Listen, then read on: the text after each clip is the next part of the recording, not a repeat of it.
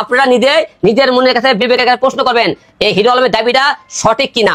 সারা বাংলাদেশের লোক জানে যে হিরো আলম এমপি নির্বাচনে প্রতিটা ঢাকা 17 এবং বগুড়া 4-এ বিপুল ভোটে আমি ফলাফল জয়ী হয়েছিলাম। কিন্তু ইশরাত ভাইকে আজকে আপনারা মেয়র পদে ঘোষণা করা হয়েছে, সে আদালত থেকে রায় পেয়েছে। আমার প্রশ্ন, আমি 4 বার জাতীয় সংসদ নির্বাচন করি, আপনারা বগুড়া 4 আপনারা 2 বার করি, তা বগুড়া 6-এ করি একবার, ঢাকা 17-এ নির্বাচন করি এবং এই নির্বাচনে করার আপনারা দেখেছেন আমি কতটা অন্যায় অত্যাচারের শিকার হয়েছি এবং কতটা মনে করেন লাঞ্ছিত হয়েছে।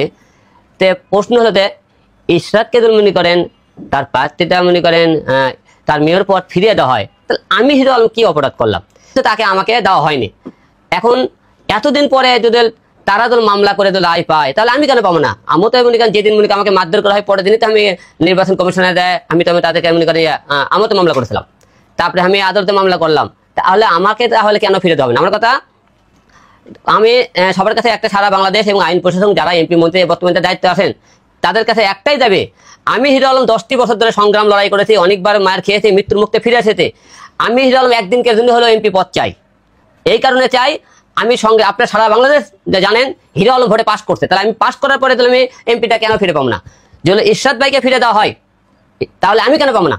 তাই আমার কাছে সারা বাংলাদেশের কাছে দাবি যে আমি আমার এমপি পদ ফিরে চাই।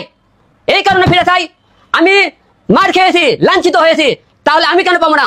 আমার কথা, আমি আদালতে ঘুরতে পারবো না, আদালতে অনেক ঘুরেছি, আইনের কাছে অনেক গেছে, মামলা করেছি, কিন্তু মামলা কোনো রায় পাইনি। কিন্তু আপনারা সবাই জানেন হিরো আলম ভোটে পাস করেছে এবং একটাই কথা দাবি, আমি হিরো আলম একদিনকে জন্য হলেও বাংলাদেশের এমপি পদ চাই। আমি আপনাদের কাছে এটা আমার দাবি, সারা বাংলাদেশের কাছে একটাই দাবি, যেহেতু ইশরাতকে আপনারা এমপি পদ দিয়েছেন, সরি মেয়র পদ দিয়েছেন, তাহলে আমি হিরো আলম কেন পাবো না? আলম ভাই, এটা তো আসলে আদালতের ব্যাপার।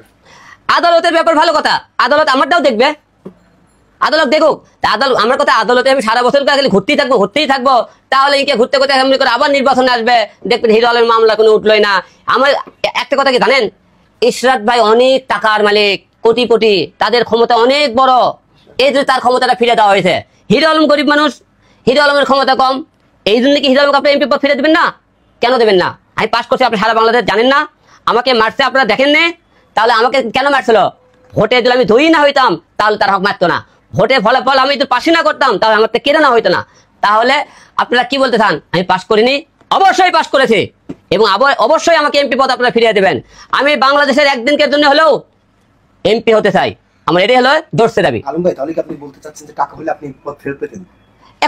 এখন তো বোঝা গেছে তাই, তাহলে তাকে দেওয়া হলে, এখন যদি আমার এমপি পদটা যদি ফিরিয়ে না দেওয়া হয়, আমার এমপি পদ ফিরিয়ে না দেওয়া হলে আমি বলবো যে আমার টাকা নাই, আমার মনে করেন ক্ষমতা নাই, এই জন্য তারা আমাকে এমপি পদ ফিরিয়ে দেওয়া হলো না। আলম ভাই, যদি একটু জানতে চাই আসলে এই স্ট্যাটাসের পিছনে আসলে আওয়ামী লীগের কোনো ইন্ধন আছে কিনা? ভাই, এর কারো ইন্ধন থাকবে কেন? প্রশ্নটা একটাই ক্লিয়ার, ইশরাত ভাইকে কেন এতদিন পরে মনে করেন তার মেয়র পদ ফিরে দেওয়া হলো? সে তো ফিরে পায়, আমি তো 4 বার নির্বাচন করছি, তাহলে আমি কেন পারবো না? এই জায়গা তো মনে করেন কোটি কোটি লোকের মধ্যে একটাই প্রশ্ন করা হয়, তাকে ফিরে দেওয়া হলে একক ফিরে দেওয়া হবে। সর্বশেষ জানতে চাই, যদি আপনাকে এমপি পদ ফিরিয়ে দেওয়া না হয় আপনার অবস্থান কি থাকবে? এমপি পদ ফিরিয়ে না দেওয়া হয়, আইনের প্রতি শ্রদ্ধা, দেশের জনগণের প্রতি শ্রদ্ধা, সেটা তো মনে করেন মরে গেছে অনেক আগে, আরো মারা গেল। কারণ আমরা নির্বাচন করেছিলাম, পাস করেছিলাম, সারা বাংলাদেশ সারা বিশ্ব দেখেছে, তাহলে আমাকে কেন দেওয়া হবে না? এটা তো কোনো মনে করেন প্রশ্নই থাকতে পারে না, হিরো আলম কেন দেওয়া হলো না? আচ্ছা, আপনি বেশ কয়েকটি আসনে নির্বাচন করেছিলেন, যদি আপনাকে ফিরিয়ে দিতে চায় তাহলে আপনি কোন আসনটি সিলেকশন করবেন? আসলে আমি বগুড়া 4-এ নির্বাচন করেছি, ওখানে পাস করেছি। ঢাকা 17-এ আমি নির্বাচন করেছি, সেখানেও পাস করেছি। আমার তো 2 আসনেও মনে করেন হলে মামলা করানো আছে। এখন যেহেতু আদালতের কথা বললেন, আইন প্রশাসনের কথা বললেন, এমপি মন্ত্রীর কথা বললেন, তারা এখন ডিসিশন নেবে হিরো আলম কোন জায়গাতে এমপি ফিরে দিবে, ঢাকা 17-তে না বগুড়া 4-এ, কোন জায়গায় ফিরে তাদের ব্যক্তিগত বিষয়। আমি ঢাকা 17 দিলেও আছি, বগুড়া 4 দিলেও আছি, কারণ আমি এমপি পদ ফিরে চাই, কারণ আমি অনেক সংগ্রাম করেছি, অনেক লড়াই করেছি, অনেক মার খেয়েছি।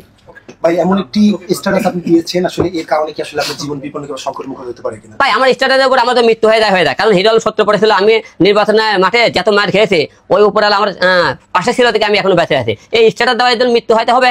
আমি কি কারোর বিরুদ্ধে স্ট্যাটাস দিছি না কারোর বিরুদ্ধে লিখছি?